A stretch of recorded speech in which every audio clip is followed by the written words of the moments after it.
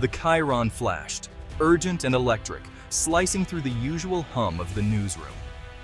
Live Donald Trump, in his own words, a CNN exclusive text interview. The headline was impossible to ignore, its bold letters demanding attention. The world paused, stunned by the announcement. In living rooms and offices, conversations stopped mid-sentence, eyes glued to screens.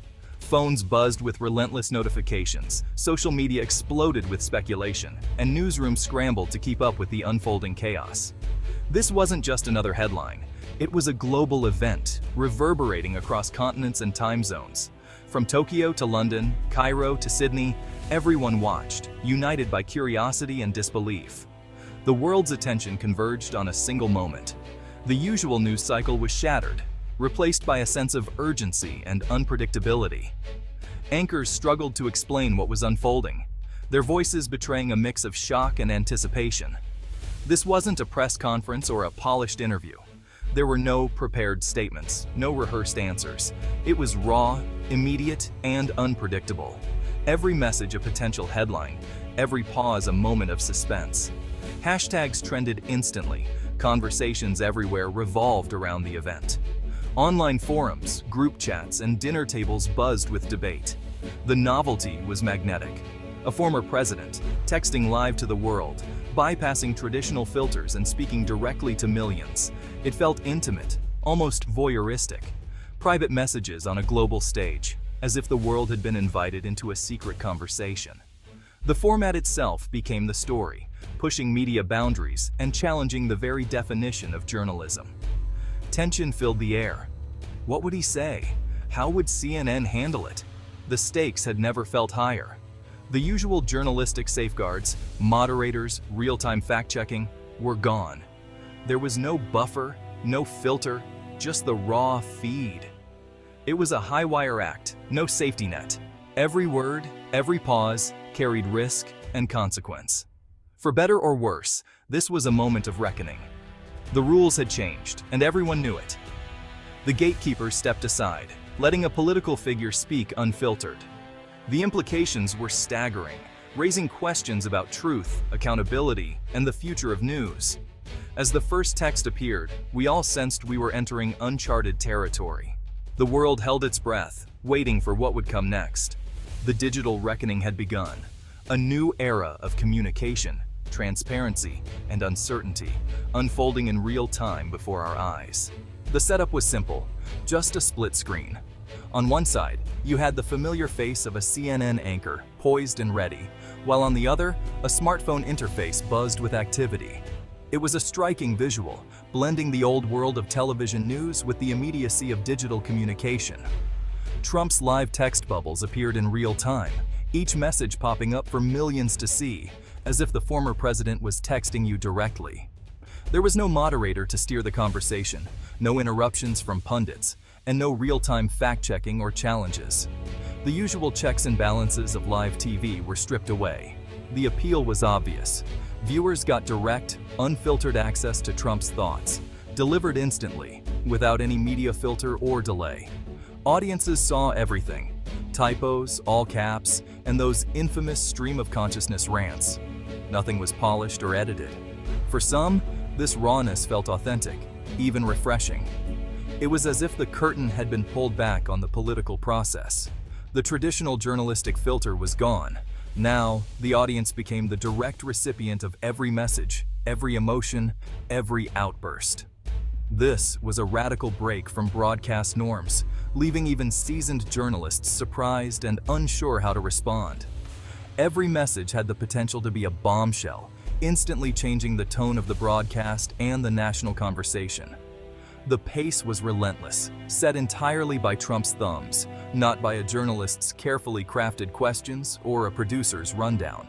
Complex issues, foreign policy, the economy, scandals, were reduced to a handful of words, often lacking nuance or explanation.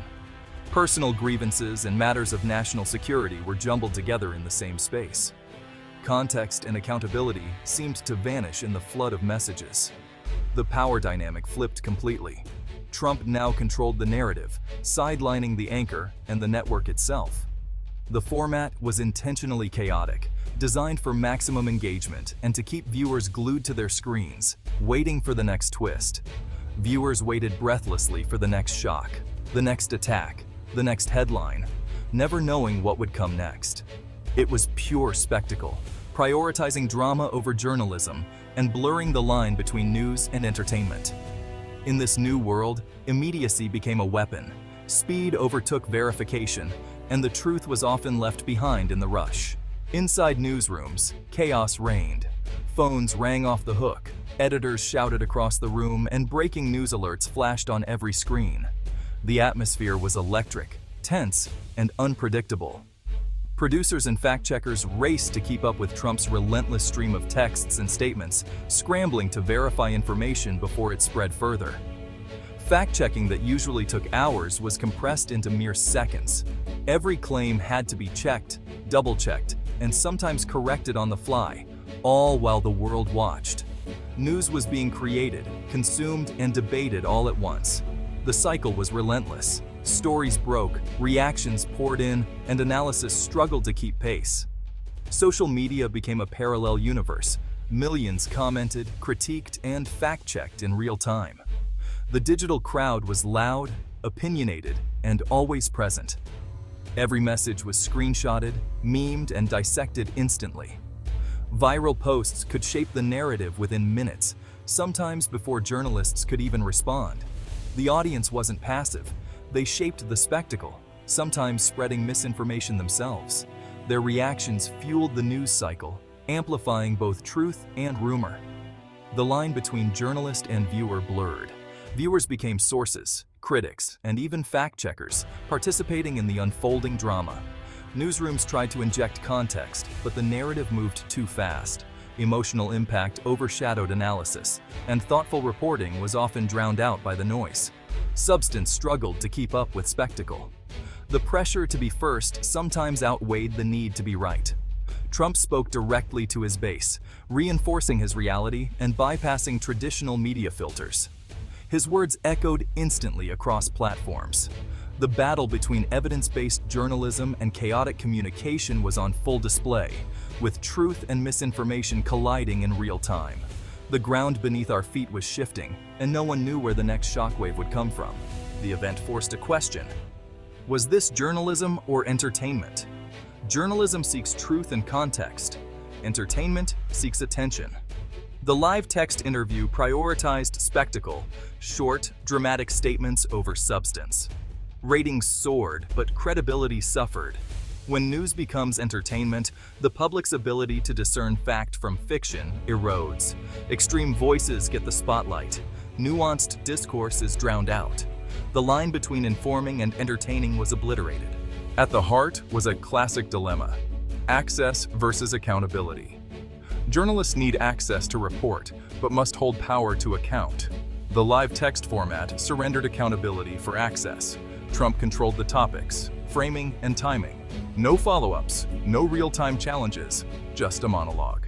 Critics warned this set a dangerous precedent. If power can demand formats that shield them, accountability vanishes. The watchdog role of the press is undermined. The live text interview forced a painful conversation about journalism's core principles. The live text format shifted all power to Trump. He became the producer, director, and star. No real-time challenge meant his claims hung unopposed. Fact-checkers scrambled, but first impressions stuck. Misinformation spread quickly, corrections lagged behind. The public was left to interpret, often deepening divisions. For supporters, it was unfiltered truth. For critics, propaganda. The event didn't unite, it polarized. It showed how easily media tools can be manipulated. The future of accountability in media was suddenly in question. The backlash against CNN was swift and fierce. Critics accused the network of sacrificing integrity for ratings. The incident became a cautionary tale in journalism schools. The public felt betrayed. Trust was damaged. The lesson: innovation without responsibility is dangerous. Journalists must be skeptical interrogators, not passive conduits. Abandoning core principles, even briefly, has lasting consequences. This moment demands a renewed commitment to truth and accountability. Journalism must resist the lure of spectacle and easy access. The public must demand more, expect more. Our shared future depends on it.